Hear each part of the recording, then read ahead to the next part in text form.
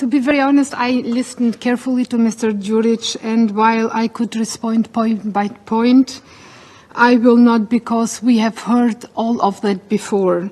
The same old narrative, the denial, deflection, imagined victimhood, and I'm sure that this doesn't work anymore.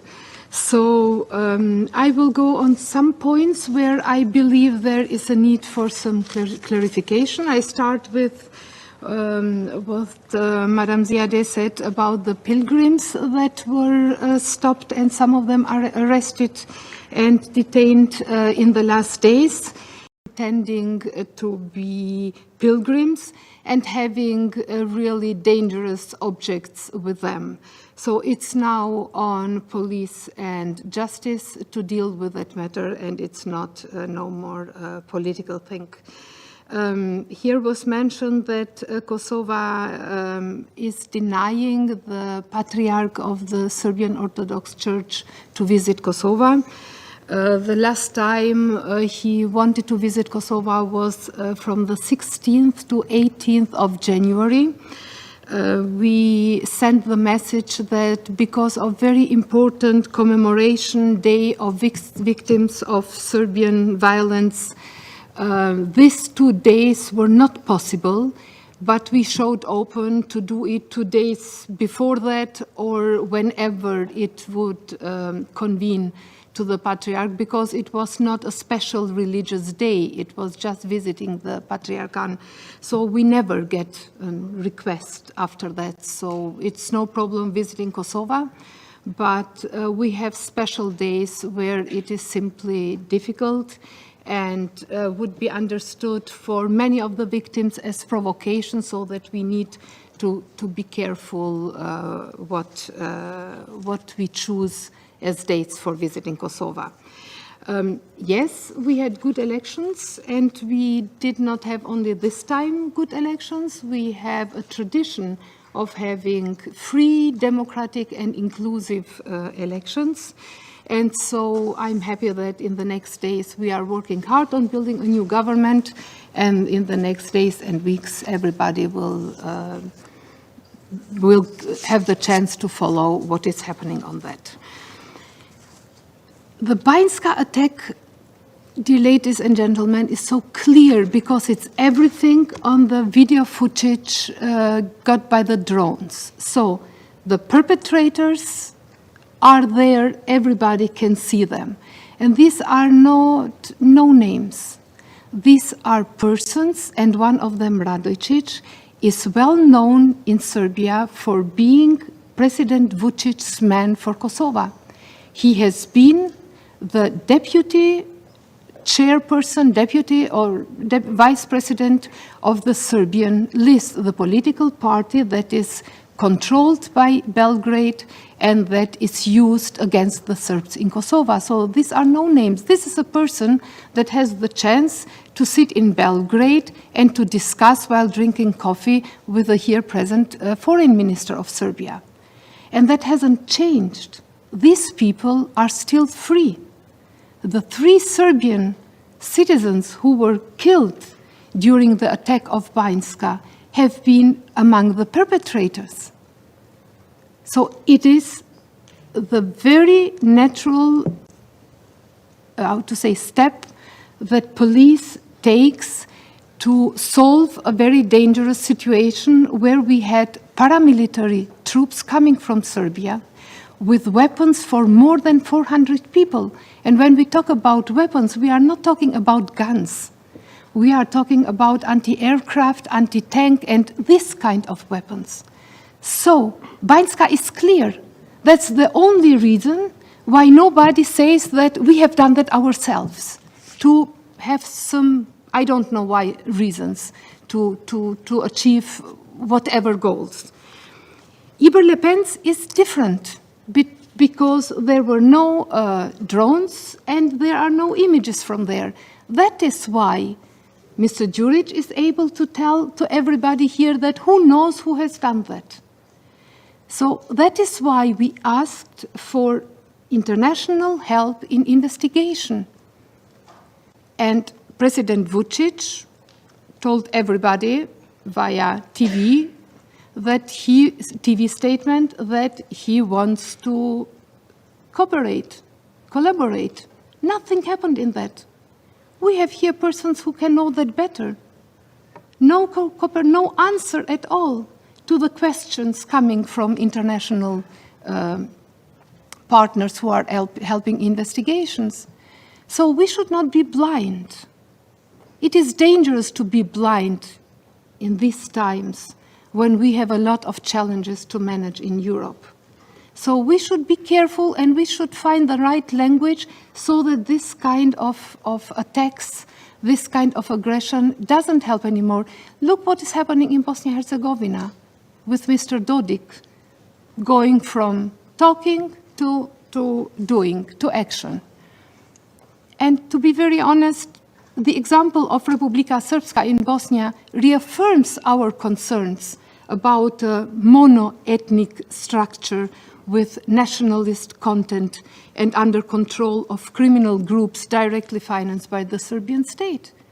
So we are ready to discuss that, but it is dangerous to just believe that while we are repeating all the time together with our partners that we need to find a way how the Serbian citizens of Kosovo feel that they have got an offer, a serious and honest, sincere offer from the central government in Pristina.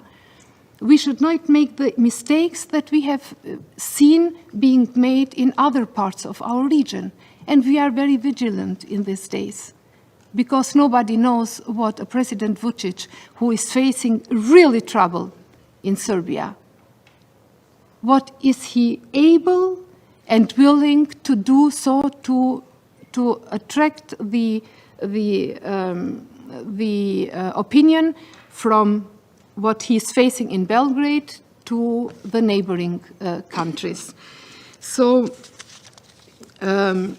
we simply ask the international community to ask Serbia to just fulfill what they said the first day after the attack. Not just on the institutions in Kosovo, but cooperate, collaborate with the international investigators, and now, not next year, because Iber Le Pen has happened in November last year.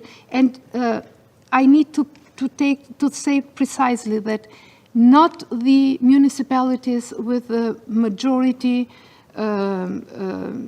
minority of Serbs have been have faced challenges because of the Iber Le Pen's canal.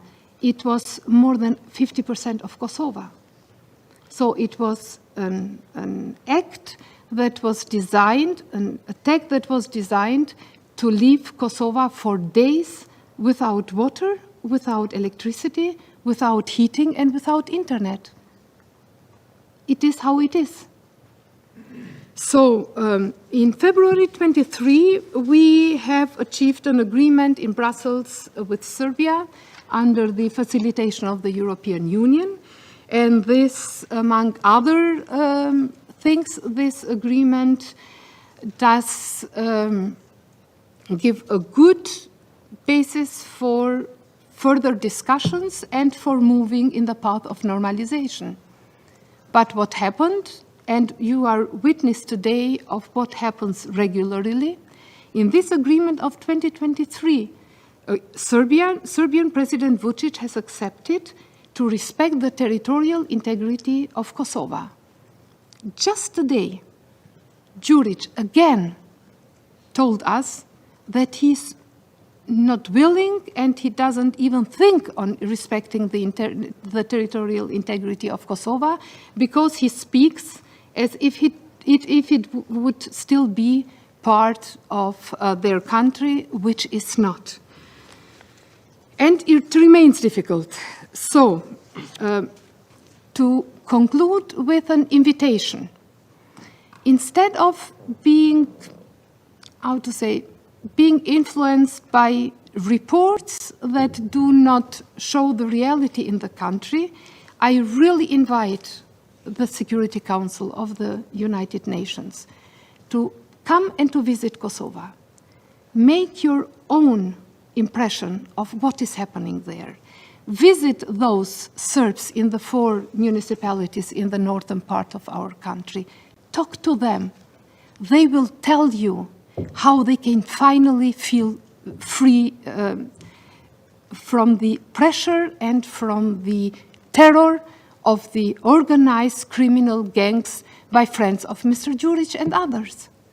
So nothing can replace the personal impression that you would get there in seeing and talking openly to all those who you believe, influenced by reports that their main problem is the central government in Pristina. It would be change your opinion about what's happening, as it did with everyone whom I met who has been in the 4 northern municipalities coming from our partner states. So it is maybe a good alternative instead of believing. And the Kosovo-Croatia-Albania agreement is an agreement of Kosovo with 2 NATO members. Nobody can pretend that NATO members are threatening anyone in these days.